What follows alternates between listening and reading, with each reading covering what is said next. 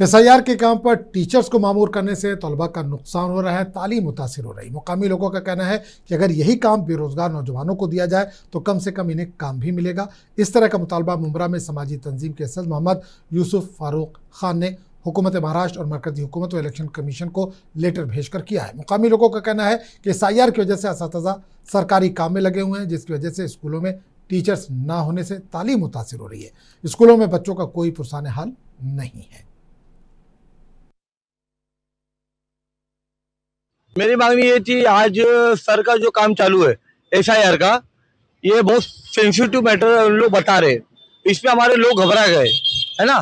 तो घबराए क्यों गए? और दूसरा जो बीएलओ जो टीचरों से और अधिकारियों से ये बीएलओ बना के काम करा रहे हैं लोग, टीचरों को और अधिकारियों और कर्मचारियों को, इसमें क्या हो रहा है, आम जनता का और आम बच्चे का नुकसान हो रहा है। टीचर अगर स्कूलों में नहीं जाएगी पढ़ाने के लिए, नहीं जाएगी तो वो बच्चों का भविष्य खतरे में, बराबर है।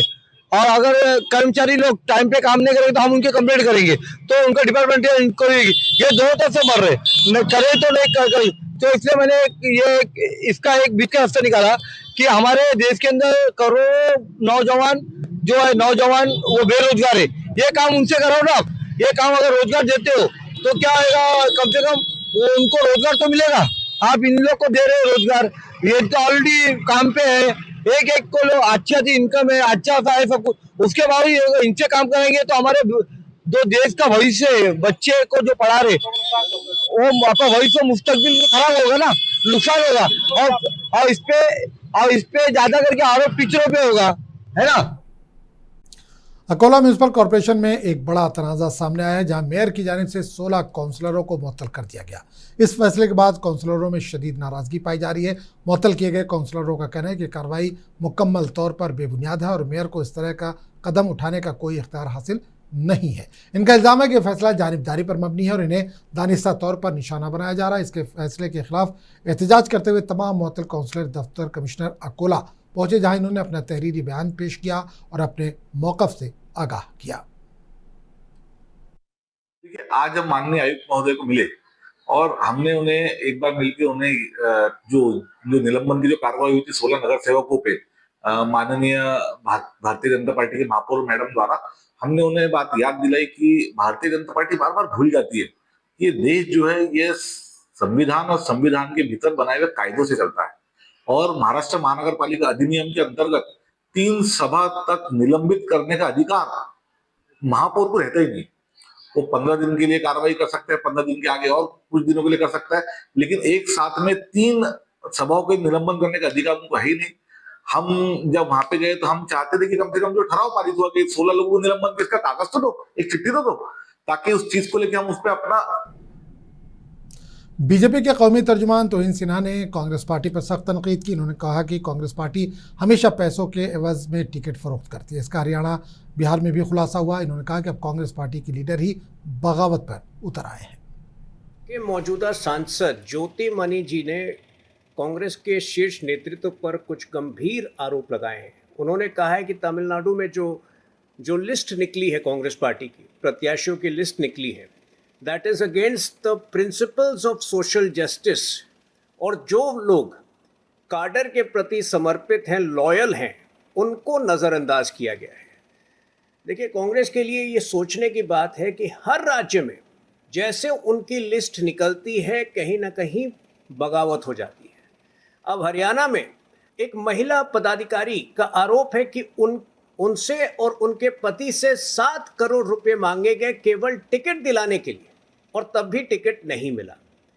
बिहार में हमने देखा है कि जैसे टिकट की घोषणा हुई, जब केंद्र से कांग्रेस के नेता पहुंचे बिहार, तो उनके साथ हाथापाई हो गई लोकल कार्यकर्ताओं की।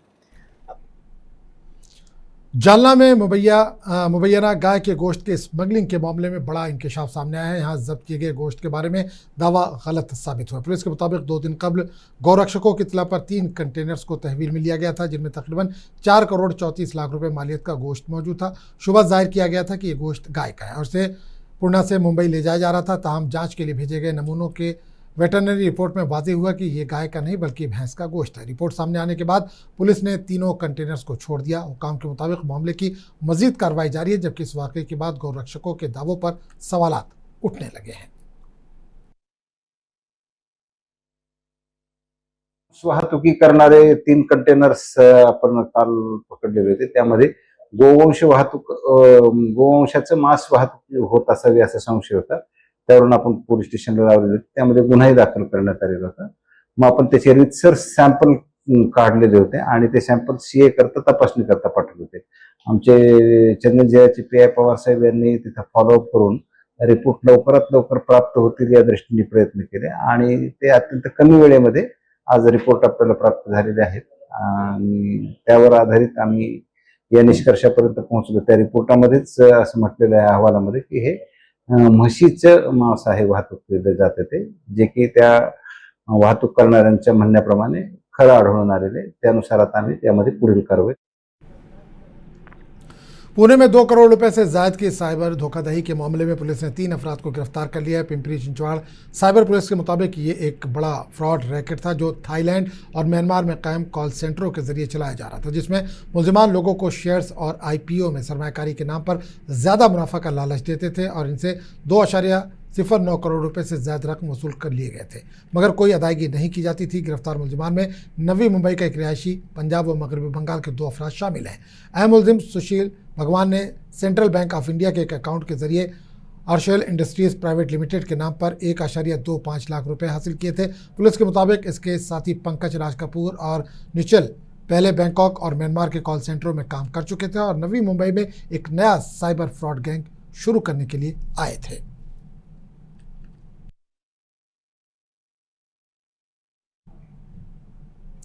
जिला जलगांव के रावीर और फैजपुर में रामनवमी के मौके पर मुनक़िदा प्रोग्राम के दौरान मुबैना तौर पर दी गई इश्तियाल अंगेज तकारीर के बाइस 2 तबकात के दरमियान कशीदगी पैदा होने का मामला सामने आया। इस मामले में जलगांव जिला एकता तंजीम, कौमी एकता फाउंडेशन और मुस्लिम मंच कमेटी की जानिब से पुलिस इंतजामिया को तहरीरी शिकायत पेश की गई। शिकायत के मुताबिक मुतालिका प्रोग्राम में कुछ मुकर्ररीन ने ऐसे बयान दिए जिनसे मुआशरे में नफरत और इख्तलाफात को हवा मिल सकती है।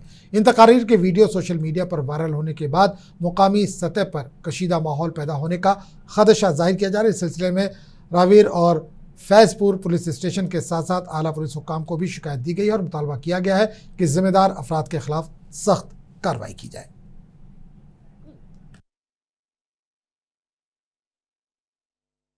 आज हम सब लोग कौमी एकता और जलगांव जिला एकता संगठन मिलके ये कंप्लेंट ये है कि जो रामनवमी के दिन यानी कि 26/3/2026 को फैजपुर में और रावेर में जो हमारे यहाँ पे दत्तानाथ जी महाराज और पीलखेड़ा की हर्षुताई ठाकुर, इन्होंने जो 2 समाज में तेढ़ निर्माण होने जैसे हेट स्पीच की है, वो हेट स्पीच पे आज 8 दिन हो गए फिर भी पुलिस ने गुना दाखिल नहीं किया।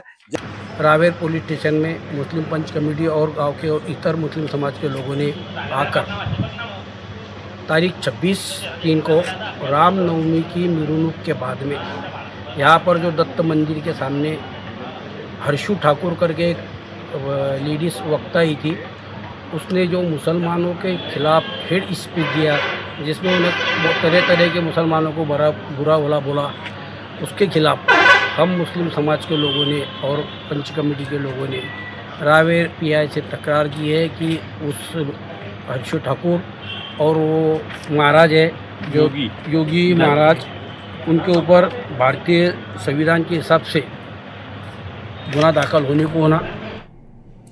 मुंबई के मशरकी मज़ाफ़ाती घनी आबादी वाले गोंडी इलाके में शिवाजी नगर पुलिस स्टेशन के हदूद में बगैर किसी तिब्बी डिग्री और सरकारी इजाज़त के गैर कानूनी तौर पर इलाज करने वाले 2 फर्जी डॉक्टरों के खिलाफ मुंबई क्राइम ब्रांच यूनिट ने बड़ी कार्रवाई अंजाम दी है। ज़राए के मुताबिक ये दोनों अफराद न सिर्फ खुद को डॉक्टर जाहिर कर रहे थे बल्कि मासूम शहरियों की जानों को खतरे में डालकर इनसे भारी रकम वसूल भी कर रहे थे। इतला मिलने के बाद क्राइम ब्रांच यूनिट की टीम ने म्यूनसिपल कॉरपोरेशन के असिस्टेंट मेडिकल अफसरान के साथ मिलकर शिवाजी नगर इलाके में 2 मुख्तलिफ क्लिनिक्स पर छापामार कार्रवाई के दौरान राजू और गणेश को मौके पर ही मरीजों का इलाज करते हुए गिरफ्तार कर लिया। तहकीकात में मालूम हुआ कि मुलजिमीन के पास ना मेडिकल डिग्री थी और ना ही महाराष्ट्र मेडिकल काउंसिल में इनकी कोई रजिस्ट्रेशन मौजूद थी।